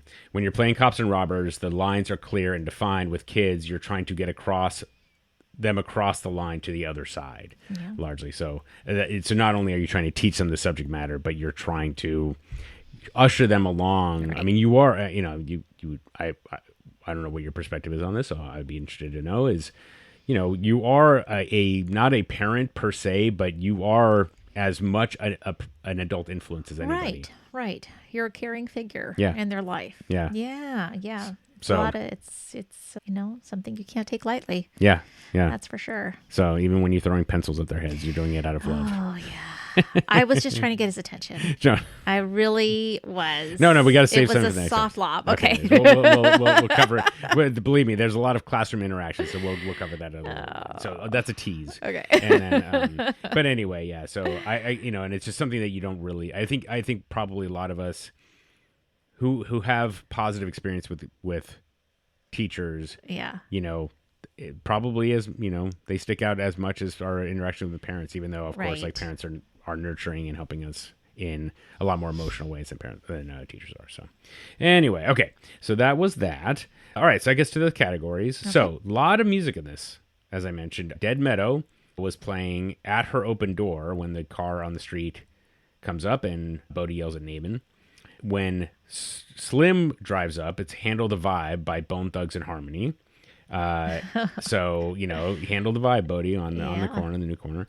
There are a couple that are right, just the symbolism is really there. Something Wrong by Kid Corrupt is when Lex is waiting outside the nightclub for his ex-girlfriend friend and Fruit. And by the way, I noticed that when Fruit gives the bouncer his ID, he just walks in the club. He doesn't wait to get it back. What the hell, man? Oh, I didn't even notice that. I don't think that was intentional, but it's like, you're just giving away your soul. It's not a good idea. Not recommended. And then, so this one, I actually got confused. So there's a song called Crazy Elephant Man when Lex shoots Fruit, but there's a different song, Back Home, by Black Toast Music, when Fruit actually just leaves the club. So they actually had two songs there. So Crazy is when he shoots him. Back Home, so again, the symbolism is not very subtle. And then For God's Sake, Give More Power to the People is by the Chai Lights, is playing after Carcetti's long day, and he drops him off at home, and Carcetti gives Norman the finger. Okay. So, Give more power to the people. And then Survival of the Fittest by Mobb Deep is playing when... Do you know them? My brother used to love Mobb Deep. Oh, well, there you go. Okay. Probably still does. Is playing when little Kevin pays Randy to tell Lex to go to the playground. Okay. And then Give Up the Funk by Parliament. I recognize that one is playing at the dice game when Kevin comes back and tells Randy. I don't know that the symbolism there is lost on me there. But yeah. Survival of the Fittest, that seems a little bit more straightforward. So. Yep. Okay, that is all the music. Okay. So let us get to the killer cameos. I have 4. Anybody that jumped out to you? Just Salisbury steak lady. Naturally. Now we spent a little time on her, so that obviously is our leader in the clubhouse. Yes. I am really struggling with this because she only has the one line, so that is a mark against her. It's true. The victim in the vacant, as I said. Oh yeah, the pleading. Brutal. Yes. But again, not a ton of dialogue. But man, he lives rent free in my head that day. Yeah. We have Victorina Simmons. Yeah, she was great. So also good. And then I have the guy at the hardware barn. Oh. So right. Ooh, that's tough. I gotta say, actually, I like hardware barn guy, but I know you like a meatball, Chris. Well, I think people kind of figure out when we're recording this. I know. But did you there was the best director for a drama series at the Emmys. It was like 6 women and 1 man. Oh, is that right? And the man ended up winning. Oh, and I'm like, I just feel right. I felt really guilty about that, my white male guilt or whatever. On the other hand, it was for Adolescent, which took the world by storm on that. True. So I don't know if you watched that show, I did but not. I didn't either. Because I was too. It felt a little too close to home. I don't think I could deal with the subject matter. Anyway, the point is, I like Hardware Barn Guy too. Yeah. And what I really like about it is, the way he speaks to Snoop, he treats her like a professional. Yeah, and exactly. I just really, Like I really appreciate that. And then he's like, no, it's just $800, and so I and he had a lot of dialogue, so I feel like I had to give it to him too. Yeah. He plays off her so well too when his eyes just get real big. Like it's good. 100%. On that, although I just realized that Lex is only in this episode, so he would qualify as well. Technically is. Okay. So ooh, that's tough, man. And Patrice also only in this episode. Oh gosh, and so many cameos. So, but again, she just has to play like a scared. Yeah, she just has to scream. I wouldn't give it to her. No offense, Patrice. I don't. I mean, I'm really torn. I'm saying Hardware Barn guy. Okay, still. all right, Hardware Barn. We will put a poll up. I just learned you can do polls on Spotify. Yeah. So we will throw one up, and we will let the public decide. I like it. And we will not argue if they. Okay.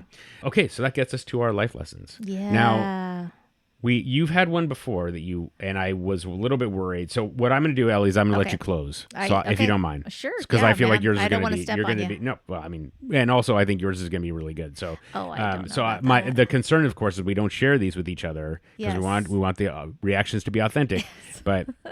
Most of the time, I don't have one. Well, fair enough. And so the first one was I liked Bodie and Lex when Bodie was talking to Lex about how you have to let it go. Yeah. And gotta let that shit go. You really do. And I mean, we talked about this before. Have someone in your life that tells you your shit stinks. Yes. That's what Bodie's trying to do. Yes. And the fact that Lex wasn't listening is not Bodie's fault. Right. So like you have to have somebody that you are willing to, that has that grip on you, has that influence on you that will knock you off your most kind of base instincts, because that's obviously what happened. Was like Lex was like, no, Bodie doesn't know what he was talking about. Whereas like if Ellie told me something, I would be like, change my worldview, kind of. I would react in that way. So have that person, find that person. If you don't have somebody who's doing that for you, you are doing yourself a disservice. Okay. I like Norman's comment about you come correct and we will listen. Yeah. A lot of times we're trying to put up a front, and if you come correct, meaning you're authentic with people, people generally respond well to that. So that's another little one. That's a good and one. And then it was the Prez thing. Yeah. Like so the rabbit hole I got into was George Eliot had been attributed with the phrase, "You're never too old to be what you might have been." And I got into this rabbit hole. Apparently she never actually said that. It doesn't appear in any of her works. Oh, is that right? And it was attributed to someone named Adelaide. God dang it. Adelaide something. Huh. And her phrase was, "We always may be what we might have been." Oh. And so, I'm almost 50 now, and I feel like it's very easy. With regularity, I will be like, I should have known this by now, or I should be doing this by now. And you know what? You are where you are. You are, So, exactly. You just got to accept that sometimes. So those are my three. Okay. Well, I just have one. Okay, let's hear it. Okay, so Carver's exchange with Bodie and the crew, the fact that people like it when you know details about them and you repeat it about them or share it with somebody else. And I just think, like, I have found that has always been a really, I don't know, it's just been something that is always on my mind. Like, if I introduce people, I always try to introduce an extra fact about them, even if it's something silly, like, he messes up the count. But like, I think that is a good life skill. Absolutely. I would say. So to 100%. notice things about people and then to mention them, because when people know that you remember these things about them, then they feel like they have a place in your life. Absolutely. So I would just recommend that. I think it's a good idea. Couldn't agree more. Okay. Excellent. Excellent way to close out. Okay. Well, thank you, Ellie, for that. I'm so relieved that we didn't step on each other. That's good stuff. So. Phew. Yes. Phew. Okay. I feel like this was a lot of like foundation, so I don't feel like there's a lot of like how well did it hold up. Agreed. Although they had a comment about how there's an entire industry out there of like these presentation makers. Like we need to change. We want to like educate the educators, and we want like there's a whole industry that industry is still alive and kicking. Indeed. I didn't even ask you. So, any particular memory about sitting through one of those stupid, I am lovable and capable? I have had ones where I've just felt like my time was so just wasted, absolutely wasted. And I was, I don't teach anymore, but I was talking to one of my teaching colleagues, and she was telling me that they had one just recently that it was the same thing. It was so terrible, and everybody felt like it was a waste of time. And one person got up and walked out, went back to their room, and did some of the work that they needed to do. Good for them. I know. Did That's the what I Santangelo. say. Yes, did the Santangelo. Got out of there, threw the binder out, and I don't think I ever did that, but I definitely felt it. Okay. Many times. Yeah. I hate it when people come in with, it's like, you got to understand the people that you're presenting to. Sure. You got to know their experience level, get some questions answered before you even come in so that you can make sure that it's relevant to them. But every administrator's kind of like, well, this is the thing that I'm trying to push, and this is the program that I want to do, and yada yada yada. It's so out of touch sometimes. Not always. I've had great presentations, but I've had so many where it's just been like, why? Yeah. Why? Yeah. When I have papers to grade and seating charts to make and rosters to print off, it's terrible. You got me on a tangent now, though. But this is the thing about it is, Ellie, that what this really hits at is that the institutions themselves are essentially broken, or they're flawed. Agreed. And people always think, okay, I've got the solution here. Mm-hmm. Except if you're trying to change it at the teacher level, you're really not solving it at the level that it needs to be solved at. Right. Now, I don't know exactly how you address the institution of education exactly, that where you feel like it would be at the right level to be effective. Yeah. But certainly at the teachers, it telling them that they're lovable and capable oh my gosh. only serves to make sure that they survive the day, and so it just really speaks to it. It's like people keep trying to come up with different solutions, not realizing that the problem is further up the chain or rooted deeper, or whatever metaphor you it's want to upstream. use. So, yeah. Okay, so that part, but that part still, people are going to come along and try to sell you a new solution to an existing problem. And Indeed. They might have the best intentions too. So. Yep. Okay. Well, let us not belabor this episode any longer, even though it is fantastic. And Ellie, you have to. I can't emphasize enough how terrific it has been so far, and you've already exceeded all my expectations. Well, yay for me. Exceeded my own expectations. Is that pandering or patronizing enough? Because I was really aiming for trying to thread the needle there. It was just the right amount. Okay. Wonderful. Well, let's leave it there. Let us get to any predictions that you have. Oh my gosh. I predict Dennis is coming back next episode. Oh, okay. He better. Yeah, I mean, I miss my Dennis. Yeah. That's for sure. Mm-hmm. Okay, so let me see here. We've got, let's see, Major Crimes has got Fruit's cell phone now. So, I think, well, let's see. Now, this next episode, they do not find out about Marlo and how they're hiding the bodies. Mm-hmm. But I'm wondering, I feel like they're going to get some more information from Fruit's cell phone. Okay. I'm not sure what. Sure what. Maybe they get a connection to somebody a little bit higher up in the organization. I think, let's see here. School's going to start. The kids are going to go to school, and Prez is going to have his first class, and it's going to be a disaster. Let me see here. I'm very curious about the asset investigation and the election. So, I don't know. I'm wondering, There's a point where Royce, he says he doesn't want to know about where the money comes from to Parker. So I'm wondering if something is going to be traced back to his campaign, some dirty money. Okay. So you have two things. You have the Yeah. Okay, so you have the asset investigation and the election. So Yes. So you're talking about the asset investigation effectively now. Yes. But then you have the election, so you have the Carcetti Right. essentially like component as well. Yeah, that's what I think. Okay. I think that's all I got for you right now. Okay. I mean, Okay. there's not. I mean, you could go in any direction. So Yeah, you got the school. I just can't tell what's going to happen. Yeah. With the boys right now. Yeah. It's just too early for me to tell. Okay. Yeah. Yeah, I mean, it's just a little too yeah, early for me to yeah. tell where this might go. Sure. They're Yeah. not going to catch a pigeon. I'm going to tell you that. Okay, not catch a pigeon. Okay. Oh, you know what? I'll give you that one straight away. Okay. All right. Not going to catch a pigeon. That was the pigeon. The pigeon gets a killer cameo. Yeah. Okay. Well, I will let you off the hook there. Okay. The fact that you already got a couple is pretty great. I'll set it up now. I won't talk about it until the end of the season. Okay. But as I mentioned, this is largely considered the best episode of The Wire, almost universally. And if The Wire is the greatest TV show ever, then this is the best season ever. So, which I think is. But there was an article that I came across about why The Wire was not nominated for more Emmys. So Okay. we will get to the end of the season, and I'll do a little bit of discussion. Okay. I'm very curious. But in the meantime, we will leave it there. And so we will be back next week to cover season 4, episode 2, Soft Eyes. Yeah. And is it an episode about Bunk? He has such soft eyes. He does. I'm trying to think of.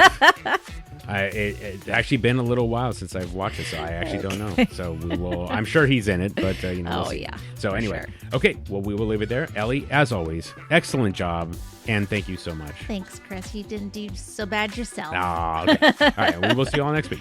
All right. Bye, everybody. The Wired and Rewired podcast is Ellie Peterson and me, Chris Aronchek. Our theme song is Nice Vibes by Neon Beach. Want to holler at us? You can email us at wiredandrewired@gmail.com or hit us on the burner at 240-488-0060 to leave us a voicemail. We're Wired and Rewired on all the socials. And of course, if you like the show, please give us a rating and review on iTunes, Spotify, or wherever you get your podcasts. It helps other Wire fans discover the show. And until next time. Are you ready to take a bullet for the mayor of Baltimore?